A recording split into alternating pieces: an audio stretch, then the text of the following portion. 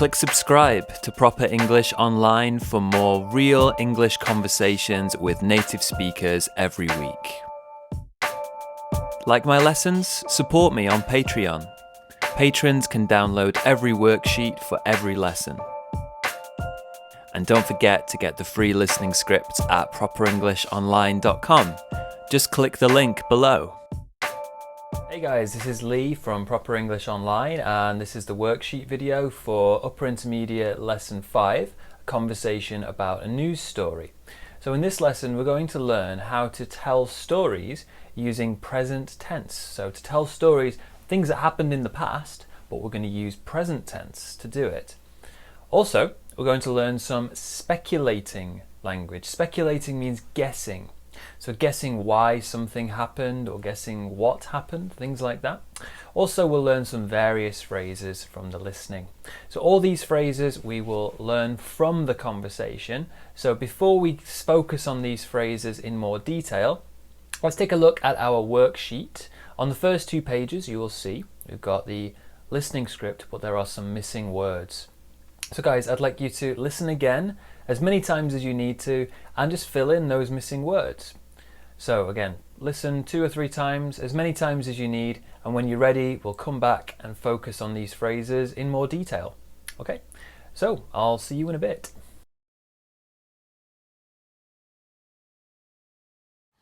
Did you see the story about that man in Manchester in the news? No. You know, the bloke they found up in the hills? Haven't the foggiest. No. What was it? Well, it's really weird. You know, up near Manchester, there's the hills and the moors and that. Really empty place. There's no people for miles around up there. Yeah? Well, a few days ago, a hiker, or someone who was walking around up there, called the police and told them they'd found a body. A dead body? Yeah, they found this bloke lying up there, miles from anywhere, and called the police to come and, sort it out. Anyway, so this man, this dead man, who's lying up there, he's not really dressed like a hiker. You know, he's got just normal, everyday clothes on. No waterproof jacket or anything. That's a bit weird. What was he doing up there? Well, that's the thing. So the police turn up to collect his body, and as they do, they search his pockets and stuff, but they can't find anything. No ID, no wallet, no phone, nothing. Weird. Could they identify him? Well, they've been trying to, but so far no one has any idea who this man is. At first, they searched around for a car or something parked by the road. You know, they thought he must have been driving through the countryside and his car broke down, and then he must have wandered around trying to get help, and then he must have gotten lost or something. But no car, nothing. Wow, this is strange. But it gets even stranger. Go on. So they take his body away and try to identify him in different ways. So they looked at his clothes to find out where they were from. Pretty soon, they realised his clothes were old, at least 20 years old.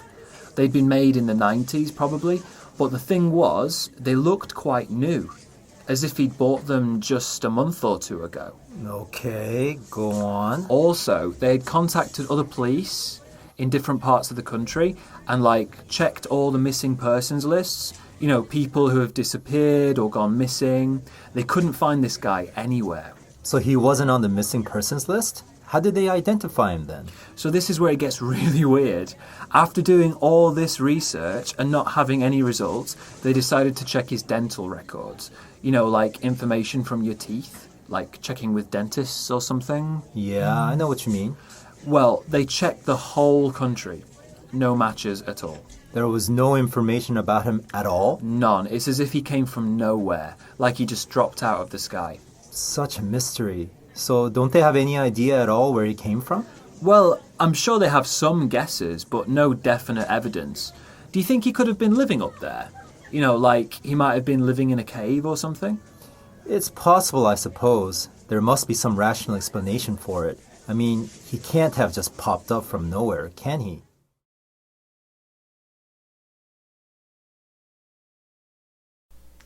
Okay guys, so hopefully we listened to the conversation and filled in those missing words. Let's take a look now at a short extract from the conversation. So one person is telling a story of something that happened recently in the news. So what was it? A dead man, was found in the countryside, and it's a very strange story. So I'd like you to look at this extract here and see what are the missing words. So I'd like you to go back, look at your listening script, or maybe you can remember what were the missing words in this extract. What did the person say? So pause this video. Can you remember, or check the listening script again? What did the person say?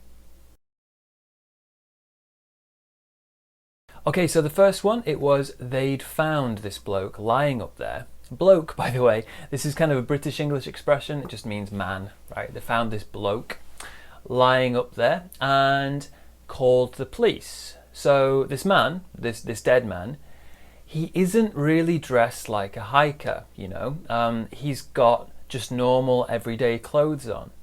So the police turn up to collect his body. Turn up means arrive, basically. And as they do, they search his pockets and stuff, but they can't find anything. Now, when did this happen? This happened in the past, didn't it? So why does the speaker use present tense? Pause this video and think, why is the speaker using present tense here? Okay guys, so native speakers, when we're telling stories about things that happened in the past, we often use present tense like this. Now we do this because it kind of makes the events sound a bit more exciting. So we use present tense to talk about the events, and it sounds a bit more like it's happening right now. It makes it sound a little bit more exciting, a little bit more interesting. So you can do this too. When you're telling a story, you can use present tense to describe the events, and your story will sound a bit more exciting to those who are listening to you. Okay guys, now let's take a look at this in a bit more detail about how we can use these present tenses. So look at these words in blue. Which of these parts, the blue phrases, which of them talk about some background information, things that happened before the main events of the story? Which ones talk about some past actions, things happening at that time? And which ones talk about some past states? Now remember, some of these are using present tenses, but they're describing a past action or a past state. So I'll do one with you. Let's do the bottom one here. They can't find anything. Now again, they were talking about the past, right? You could also say they couldn't find anything, but the speaker said they can't find anything. This is a past action, right? They can't find anything. They couldn't find anything. So this is a past action. I'll highlight this one for us a little bit. So what can we say? Maybe this one, past actions, I'll do that in green. Can't find anything. Past states, this is things that don't change, just continual actions. So let's pause this video. Of these actions, which are background information, things that happened before the main events, which are past actions, main events, and past states. Pause this video and think. Okay guys, so let's take a look at the first one. They'd found this bloke lying up there. Now this one here, that is background information. This past perfect here, they'd found, that's talking about before the start of the story. They found this bloke lying up there. It happened before. That's some background information. And called the police. This one would be a past action. Again, we're still using past tense, but it's a past action. They called the police. So they did that first. They found the body, then they called the police. The next one, he isn't really dressed as a hiker. This one here, we're using present tense, remember, but it happened in the past. This is, what is it? It's a past state. He isn't wearing, he isn't dressed as a hiker.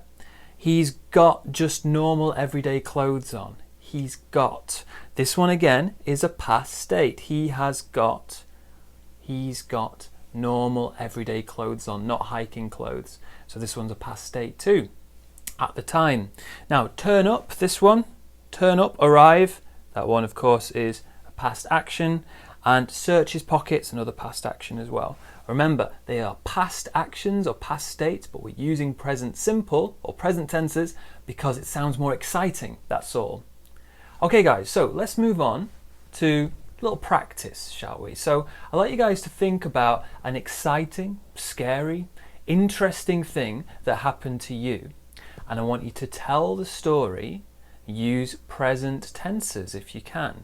So you might use, for example, here some past tenses to introduce the story. So they'd found this bloke, past action, past background information, they called the police. And then we can start with some present tense when we've established it happened in the past. So pause this video, think about something that happened to you, and then use those present tenses to tell the story. Okay guys, well done. Let's move on to something else now. So we also heard these expressions in the conversation. All these sentences here. He must have been driving through the countryside. He can't have just popped up from nowhere, can he? He could have been living up there. He must have wandered around trying to get help, and he might have been living in a cave. All these phrases here were used to talk about the man that they found on top of the mountain in the countryside, right? Now, of all these ones, I want you to complete these forms below. So, which one has the meaning of I'm pretty sure it was true? For that one, it's going to be something plus have PP. I'm pretty sure it was true. So must have, can't have, could have, one of those phrases. Another one too, I'm pretty sure it was not true. Another phrase with something have PP. What would that be? And one more, which means I think it was possible. Not true, possible. And this one, again, is something have PP, or there's another option, something have PP. Look at these phrases. Which ones mean I'm sure it was true? Which one means I'm sure it was not true? And which ones, there's two of them, mean it's possible or it was possible? Pause this video and think. Okay guys, so the first one, I'm pretty sure it was true, that's must have PP. So this one here, he must have. We've got a contraction there. Must have, must have. He must have been driving. Must have been driving, right? So I'm really sure that he was driving. I'm pretty sure it was true. We have another similar one. Yeah, he must have wandered around. Again, there are PP here. He must have wandered around. I'm pretty sure that's what happened. Now, the next one though, I'm pretty sure it was not true. That one is can't have. So for this one, he can't have just popped up from nowhere. He can't have just popped up. Can't have just popped up from nowhere. I'm sure that's not true. The last one though, these ones are things you think are possible. So for this one, might have PP. This one, we've got it here. He might have been living. He might have been living in a cave. Now, was he living in the cave? Maybe. It's possible, right? But I'm not sure. He might have been living in a cave. There's another one too. He could have been living in a cave, or in this case, could have. He could have been living in a cave. Okay guys, so we talked about the meaning of these phrases. They're all speculating phrases. They're talking about what you think happened, but you don't know. We're not sure. Or maybe you are pretty sure. So for these ones, we need to think about our pronunciation. So here we've got must have, but we don't really say must have. We say must have. Again, must have. So the first one, he must have been driving. He must have been driving. So we stress must and stress here this verb ing in this case. He must have been driving. We've got another must have here. He must have wandered. Again, he must have wandered. So we stress the verb that comes after the PP verb or the verb ing in the case of being ing, right? So how about the rest of them? Which words do we stress and how do we pronounce this contraction of could have, might have, or can't have? Pause this video and think. Okay guys, so let's do the next one. He can't have just popped up. He can't have. So we stress this can't and then we stress the verb there, popped. So can't have. What's happening here? Well, we're linking this T and this A and we get can't have. Right? We get a tv sound there. Can't have. Now for me, obviously I'm from the UK, so I say can't have, can't, right? But Americans might say more like can't, like an air sound. But they do the same thing. They say can have, just with less of a T sound. So again, can't have in British English or can have in a more like American English. So how about this next one then? Could have.